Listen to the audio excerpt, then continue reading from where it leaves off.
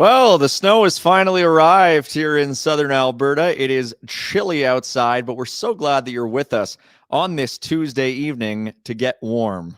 It's the Warmies here at our Sports Interaction studio. Mike Gould with you before the Flames take on the Chicago Blackhawks. Folks, we're so excited to have you along today. The Flames are, what are they, Michael? 5-12-3, something like that. They're still dead last in the Western Conference. They're still dead last in the National Hockey League. And we have got just an absolute humdinger of a game to tee you up for here. Michael, can you confirm that? 5-12-3, something like that? I'm barely paying attention. Yeah, sounds about right. I'll double check that. Sounds about right. Yeah, you just double check that. Yeah, 5-12-3. Oh, look at me. Such a pro on this Tuesday night. And thank you all in the comments section. Uncle Iro is off to a good start asking, is Mike asking himself in the third person? You're absolutely correct. That disembodied voice, that's just a projection of myself somewhere out in Ontario, and he's just responding to me just that quickly. No, we have Michael's a common name, you know. There's a lot of Michaels out there. And we've got two of them working to bring you this just fantastic show tonight. Jack Rosa, very keen eye on Jack, maybe two eyes, very keen. Mike, did you get a haircut? Absolutely, Jack. Thank you for noticing. Head of a birthday weekend, you gotta make sure it's all fresh. And speaking of birthdays, I mean, it's coming up on Friday. It's a big one for me, and our friends over at Sports Interaction, very kind to send some gear our way. Totally planned, totally pre-planned. Look at all this. They just knew. They knew it was my birthday coming up, and I have a Sports Interaction helmet. And I mean, it's still got the tags attached. So I mean, look at that. That's just a fantastic little gift. And even let's get a reach over here. Look at this.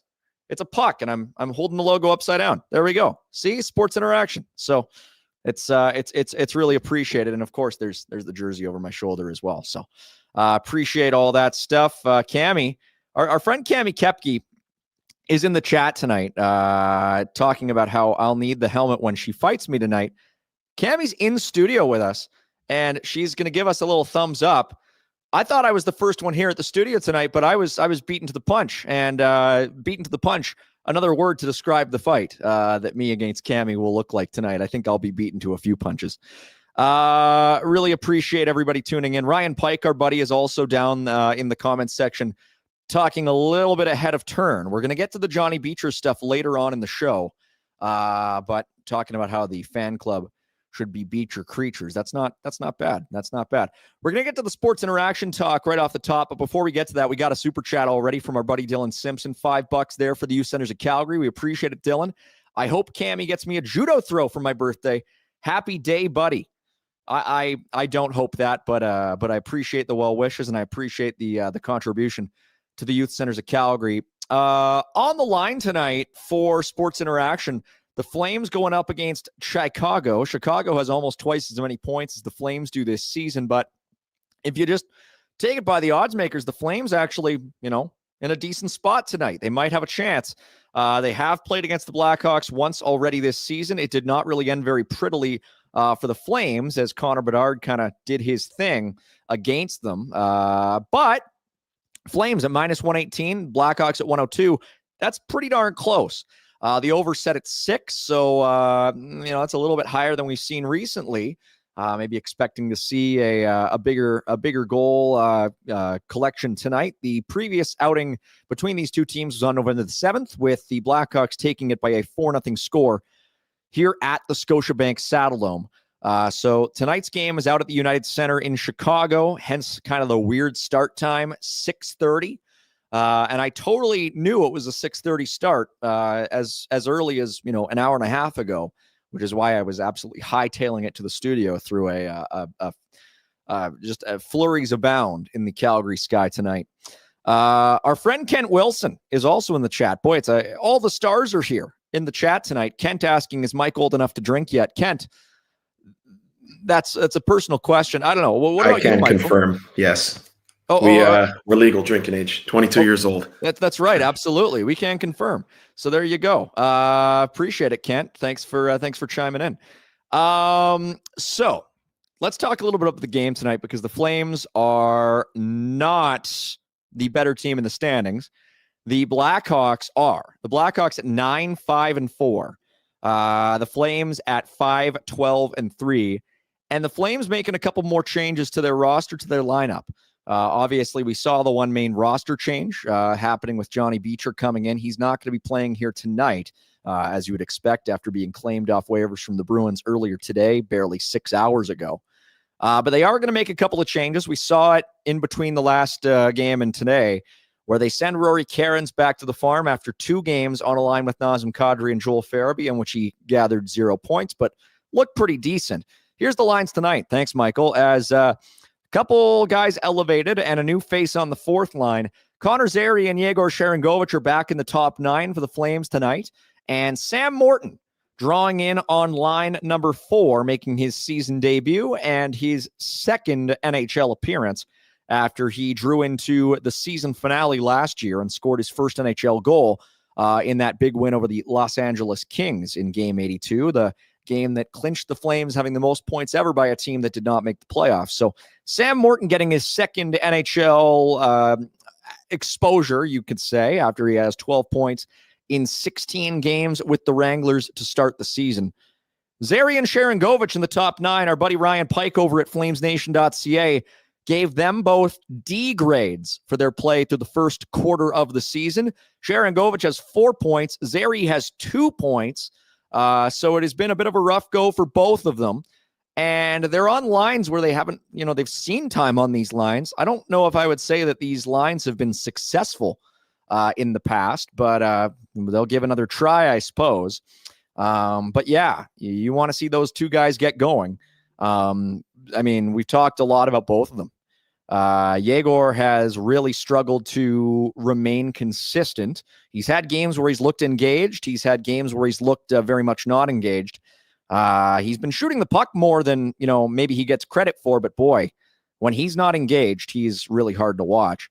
And then with Zary, the positive points, they're hard to find with Connor Zary this season. The underlying numbers have been very poor, not generating a whole lot of shots, and you just wonder. You wonder what the future holds for Connor Zary. So these 2 guys getting elevated again to see if there's a little bit more juice left to squeeze. By the same token, though, a lot of guys on this team are struggling, and there are no exceptions to that rule. So tonight's game will be another opportunity for them. Of course, the Flames have yet to score a goal against the Blackhawks this season. So even anything is better than what they've already mustered. So we shall see. The top line, of course, remains the same with Jonathan Huberdeau, along with Morgan Frost and Matt Coronado. Coronado has been finally starting to pick up the pace a little bit of late, and good to see him continuing. Even after, the Flames went down in their last game against the Winnipeg Jets, good for him. He got that game-tying goal in the final minute of the third period. The Flames pulled out 1 point against the Jets. It's been really interesting to look at the situation around the league. And, the folks in the comments can chime in with respect to what we're seeing from the teams surrounding the Flames in the standings. The Buffalo Sabres winning last night against the Edmonton Oilers. Boy, does Edmonton ever look poor in the early goings of this season. Buffalo winning that game quite convincingly. They were all over the Oilers for most of the night. And Buffalo is now tied for last place in the Eastern Conference with none other than the Toronto Maple Leafs. The Leafs are playing against the St. Louis Blues tonight. That game is tied at 1 midway through the second period. The Leafs are just absolutely floundering. And Brad Treliving, their general manager, had a media availability today where he didn't really have a whole lot of answers. And he put a lot of the blame on himself. The problem with the Leafs, though, is, they don't have their first-round pick this year, having traded it to Boston, top 5 protected for Brandon Carlo. And there isn't a whole lot they can do with the capital they have. They don't have much in terms of picks. They don't have much in terms of prospects. I think the Leafs just have to sort of try to play themselves out of where they're at, because right now, as it stands, they are looking like a team that we might have to keep in mind as the Flames move forward, as a team that might be around them at the bottom of the standings, because right now they are. If we're looking at the teams that are around the Flames have 13 points. Nashville and St. Louis are at 16. Next up is Toronto and Buffalo at 18 points apiece. So It's not something that we would have expected to see at the start of the year, but it's something that we're seeing now. How about it? It is really not something that I anticipated. And it really begs the question, how does Rasmus Andersson fit into all this? We'll look at the Flames defensive pairings here tonight. Rasmus, I don't think, has been as much of a sore spot in their lineup as he was last season, where he had one of the worst plus minuses we've ever seen. Rasmus, I think, has done a better job of cleaning up behind himself to start the year. He's got 7 points in 20 games. He's been pretty good on that pairing with Kevin Balla at the top of the Flames defensive rotation. Jan Kuznetsov and Mackenzie Weegar on the second pairing, as we have come to expect over the last week or so. And now it's Jake Bean and Braden Bahal again. And Jake Bean scored his first goal of the season against the Jets a couple of nights ago. Jake Bean is kind of a funny one. His underlying numbers this season are curiously strong, which is not something that matches the eye test really in any sense. But with Bean, pending UFA at the end of the year, starting to wonder if maybe that's a piece that the Flames will be able to recoup some value for at the coming trade deadline. They've got Bean and Lomberg as sort of depth UFAs who are pending. And you just wonder, with teams out there needing whatever help they can get, if those two might factor into things as well as the triumvirate that we have mentioned multiple times of Rasmus, Nazem Kadri, and Blake Coleman, all of whom who have gathered a ton of interest, or at least a ton of discussion in the public sphere over the last weeks and months. Flames are starting Dustin Wolf in net tonight. 18th start of the year for Dustin. He has gotten absolutely worked by this Flames coaching staff, and we've mentioned on the show multiple times why. Why is it something where the Flames are going still so hard on their young goaltender who is in his second full season as their starter? I don't necessarily know. I mean, they're playing against Chicago tonight. Tonight feels like it would have been a good Devin Cooley game. We'll see how things go tomorrow because it is a back-to-back. I guess maybe you want Devin Cooley against Buffalo. I don't know. I mean, with the way that these two teams are playing, I guess maybe you can say they're interchangeable to a certain extent. They're both young teams. Buffalo has been a little bit better of late. Chicago, hard to sort of get a gauge on. They're in a playoff spot, the first wild card. They're only 5-3-2 in their last 10. So I don't know. You can sort of maybe pick it each way. Buffalo's won back-to-back. Maybe that's a game that you put Devin Cooley in for. I don't know. I hope they don't put Wolf in for both games. I wouldn't like to see that, and we'll see how it shakes out. Pike is in the chat talking about how since he hasn't skated with the group and has to travel to meet the team, do not expect to see Johnny Beecher against Buffalo. I wouldn't expect to see him really as a given regardless. Beecher is a guy who has played in 6 games this season. He has 1 goal in those games. Absolutely smoked at 5-on-5 with Boston on the ice at 5-on-5. So we'll see. Decent in faceoffs, 53% for his career. Not really a huge needle mover to a great extent at either end of the ice. But yeah, I mean, I'm sure we'll see him at some point. They claimed him off waivers for a reason. It was interesting to me to see what Marco Sturm had to say about Johnny Beecher when the Bruins waived him. Earlier today, before he was claimed by Calgary, before he was officially claimed by Calgary. This is an interesting quote. Connor Ryan, a Bruins beat reporter, tweeted this out. Sturm said, "For me as a new coach, I gave him a new opportunity, and quite frankly, I thought he would be a little bit better, more effective, and I thought he wasn't. At some point, we had to make a decision here on how to move forward. And as far as what prevented Beecher from being in the Bruins lineup more often, consistency and effort. I know it's not easy being out of the lineup, in and out of our lineup, but I have guys just waiting for this moment. End of the day, it's always up to the player." So I found that very interesting. Maybe the waiver news and being claimed gives him a bit of a spark. Beecher was a first-round pick of the Bruins back in 2019, 30th overall, the year that they made the Stanley Cup final and lost to the St. Louis Blues. Played 3 seasons at the University of Michigan. Not particularly impressive production at Michigan, 39 points in 81 games over 3 seasons. And same goes sort of in the American League, where he has 36 career points over parts of 3 seasons, about 85 games. And in the NHL, 22 points in 136 games. Obviously, they're not claiming this guy to be a scorer, but the defensive results over the last couple of years have also not been particularly strong. So we'll see if maybe there's a new level that can be reached with Johnny Beecher as maybe the Flames' number 4 center. They've brought up Sam Morton, who I would expect they want to give a bit of a look as well. And they didn't have to make any roster moves to make this happen. They had 22 guys, and now they've got 23. So, we'll anticipate we'll probably see Johnny Beecher draw into the Flames lineup maybe this weekend. They've got a couple games on my birthday weekend when they're taking on the Dallas Stars and the Vancouver Canucks in another back-to-back, one in Calgary, one in Vancouver. We might see a new player on the Flames' 4th line. We'll see what number he wears. He wore number 19 in Boston. He's not going to wear that here with Zane Parekh having it. So can't wear number 9, can't wear number 91. That's sort of the extent of which I am curious at this point about John Beecher. But maybe he can prove me wrong. Interesting news at the very least. The Flames have done decently well on the waiver wire under Craig Conroy. Braden Pahal and Joel Hanley both fitting in reasonably well. And some folks in the chat pointing out to me that looks like Johnny Beecher has picked a number 18. So there you go.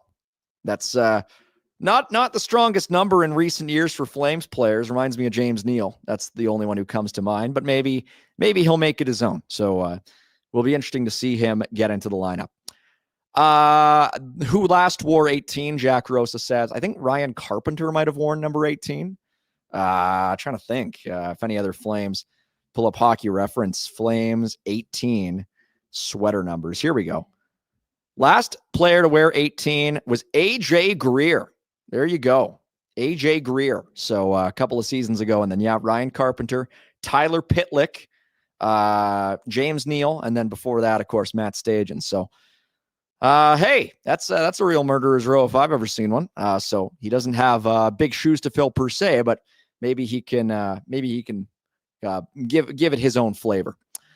Michael, let's put up the Blackhawks lines because they're running with looks like 11-7 here tonight at the United Center in Chicago.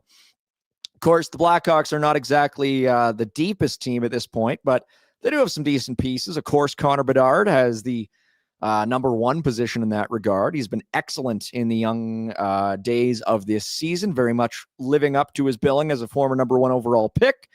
He's got 26 points in 18 games this year, one of the league's scoring leaders. Beyond him, though, the Blackhawks are, not particularly well constructed, I would say, offensively, partially, just by nature. They're a rebuilding team. Frank Nazar has had a decent start to the year, 12 points in 16 games. He's missed a little bit of time with injury, but he's in tonight. Colton Dach, a good young player. Teuvo Teravainen and Tyler Bertuzzi, both sort of veteran players who are there to sort of shepherd these guys along. Teravainen, of course, back for his second tour of duty with the Blackhawks after playing a number of years with the Carolina Hurricanes. Ryan Donato, 11 points in 18 games after a surprising 31-goal season last year. So they've got some options, but I wouldn't say they are bursting at the seams with forwards, hence why they're going with 11 tonight. Interesting to see Oliver Moore on that second line with Nazar and Teravainen. Moore was a first-round pick back in 2023. Was a good scorer at the University of Minnesota over the last couple seasons, has 7 points in 15 NHL games in his young career. So, just some different looks for the Blackhawks tonight. Ryan Green, another guy who's getting in there on the top line with Bedard. So they're trying things. They're really much in a tinkering position, which they should be as a team that is sort of finally crawling out of the basement. On defense, the Blackhawks having, of course, 7 guys in the lineup here tonight to make an even 18 skaters. Artem Levshinov has been a real revelation for the Blackhawks in this young season. He's got 10 points in 17 games as a 19-year-old, 20-year-old former number 2 overall pick. Just turned 20 less than a month ago. It's obviously a defensive group that is a bit of a hodgepodge, but the Hawks have good young pieces. Sam Renzel, Levshinov, Alex Vlasic, Kevin Korchinski not pictured as he's down with the Rockford Ice Hogs.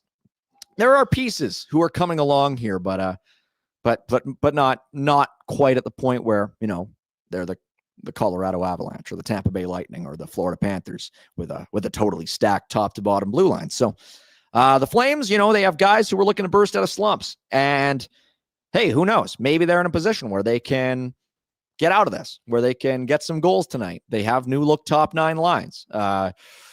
They've got guys who are whipping boys for good reason, and maybe they can finally start to shed some of those labels. There are guys on this team who've scored a lot in their NHL careers, who have not, for whatever reason, scored this season for the Flames. I mean, Joel Farabee is a guy who has scored over nearly 100 goals in his NHL career. He's got 95 goals in his NHL career.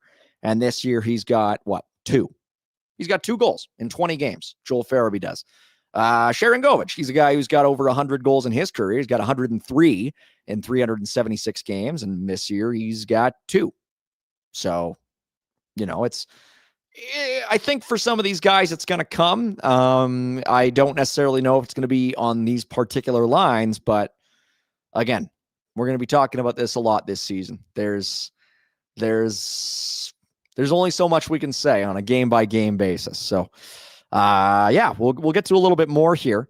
We should tell you a little bit more about Sports Interaction, a place where every game is your game. From puck drop to overtime, you can bet with Canada's homegrown sportsbook. 19 plus, please play responsibly. We told you a little bit about the line on the game from the start. And now let's take a look at some shot props for your Calgary Flames here tonight. The ones that we've been hammering on for much of the season so far have been about Matt Coronado and Blake Coleman, who are both very much keen to shoot the puck on a nightly basis. I still think them setting the over at 1.5 for Coleman is a little disrespectful, to be honest. Coleman's a guy who generates a lot of shots. So, hey, take advantage of that. That's a good one. I mean, obviously the line there is minus 175. So it's, I guess, not that disrespectful.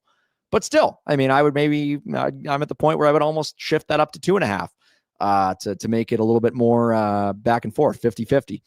But yeah, Coronado, Coleman, looking at those overs, they look pretty strong to me. I don't know what to really expect for the Flames tonight. They have been generating. That's the whole thing about these shot props. The Flames get so many shots on a game-by-game basis.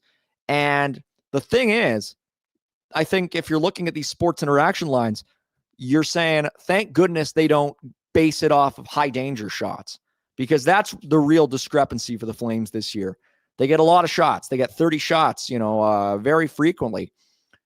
But it's really something where the chance disparity, it's really tough to watch. It's not as bad as it is for the Oilers, but it's bad. And, maybe that's an opportunity to talk about a different team, talk about the Oilers a little bit, because holy smokes, guys. I was watching that game last night against the Buffalo Sabres, and I am a little bit at a loss about these Edmonton Oilers. And obviously puck drop is coming up for this Flames game, but we got some time.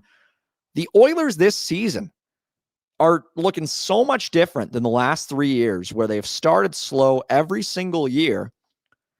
And they've always snapped out of it, in part because their goaltending has come along, or they started to score more goals. They've gotten the bounces to go their way. This year, though, it's not a matter of bounces. It's a matter of they're playing to their level. The Oilers are below 50% in expected goals, in shot attempts, in high danger chances, in low danger chances. I mean, you look at it on the season to date, high danger chances for Edmonton, 191 against, 147 for at 5-on-5. That is a shocking disparity that is not something we have seen for the Oilers in many years. And it is, to me, a real concern if I was a fan of theirs, which I am no fan of theirs.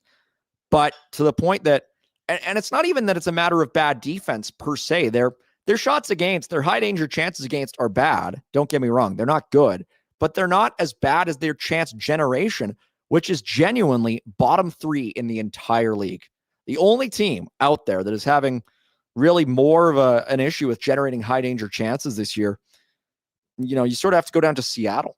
And that's about it. The Oilers are not generating anything. So it's really interesting to watch. the Pacific Division this year, and people are asking, why are we talking about the Oilers? This is the Flames pregame show.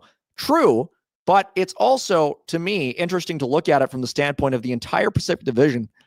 At this point in the season, I am not ready to say there is one good Pacific Division team at this point. It is such a strange division that we're looking at. And you go down the line, Vegas has struggled off the line. Anaheim has probably been the most impressive from day one. And even then, their defense is a little bit suspect. You look at San Jose, they're a very entertaining mess. Vancouver is a miserable mess. And then you go to teams like LA, and you go to teams like, I don't know, Edmonton. And it's tough to watch. So it is really interesting that the Flames are still at the bottom of their division when the division they're in is this Pacific. That to me is still just absolutely bananas. We'll take one more look at the out of town before we sign off and let you watch the game. St. Louis has tied their game again against Toronto 2-2, thanks to Dalibor Dvorsky's third goal of the season. The rest of the games, any of them that have any sort of relevance to tank, Seattle and Detroit are tied at 2. Winnipeg and Columbus. Columbus has been a little bit up and down. Winnipeg up 1-0 in that game. Later tonight, one that is of interest, Utah against San Jose. That one goes live at about 8 o'clock local time. So we'll be keeping an eye on all of those. But yeah, we've taken you through all the lines and whatnot and the shot props here for Sports Interaction. Folks still talking in the comments. We'll maybe just check in on a couple down of those. Jack Rosa again. Question, if you had to pick one to go to Team Canada for the Olympics, would you pick Bedard or Celebrini? Easy question, easy answer. I'd pick both. I don't want to pick one. I want to pick two. That's my answer, and I think they will pick two. Especially if they keep scoring at this pace, I would be shocked if they don't pick two. They should. There's not enough transcendently good Canadian forwards at this point who are having out-of-this-world seasons, who are pushing them unquestionably out. The one that's really interesting to me is Sam Bennett, because a guy who, when he is on, is just at the absolute pinnacle of NHL forwards. I have seen maybe 2 or 3 players play as well over the span of one playoff run as Sam Bennett did last year. And now he's at the start of this season with 5 points in 18 games. I guess now it's at 7 points in 19. But still, those aren't Olympic numbers. Do you pick that guy? I don't know. I mean, they might, just for the basis that he's a big game player. But what if you take him and he isn't that guy at that tournament at that given time? I don't know. He's always been good in the playoffs. That's the question. So do you take that risk? Like, do you leave guys at home to take I don't know. It's and also the big ice. He's never played a tournament on the big ice as far as I know. So I don't know. Does that suit his style as well? I would lean Celebrini and Bedard just for all the skill and the speed they bring. That would be my inclination. KQ is saying, read mine. KQ, all you've got here is just some Oilers barbs. Stu Stinker, Mick Cant. Ugh. All right, that's enough of that. And one more before we sign off. RG 2008. Oh boy, what is this? $6.99 to the Youth Centers of Calgary. And Michael, do we want to just put this up on the screen? Because I don't know how to respond to this. RG $6.99. I just learned that Warmies are stuffed animalsu. I don't know what that is. I'm sorry. Put in the microwave to come vibes. We'll just leave it at that. Thanks, RG. We appreciate you tuning in for today's edition of the Warmies. Thanks very much. Tonight it'll be me and Cammie on for the Afterburner. That'll be a lot of fun. Until then, Sports Interaction, they bring you closer to the action with real-time betting. Bet while the action unfolds with 100-plus markets per game, including player props, futures, and more. Build your bet with same-game parlays with a trusted Canadian brand since 1997. Thanks again, RG, and thanks to everybody for tuning in. Thanks to Michael for helping out on the back end all the way from out east. Thanks to Cammie for providing in-studio entertainment before today's game. Appreciate you over there on the couch. And to everybody in the chat, enjoy tonight's game. The Flames against the Blackhawks. Tuning in Tune in just a couple minutes here. Until then, you've been watching another edition of Flames Nation's pregame show titled The Warmies. Hey, buddies. Thanks for watching. We appreciate it. Also, if you could throw in a like and subscribe, it does help us out with what it is we are doing. And check out more at flamesnation.ca.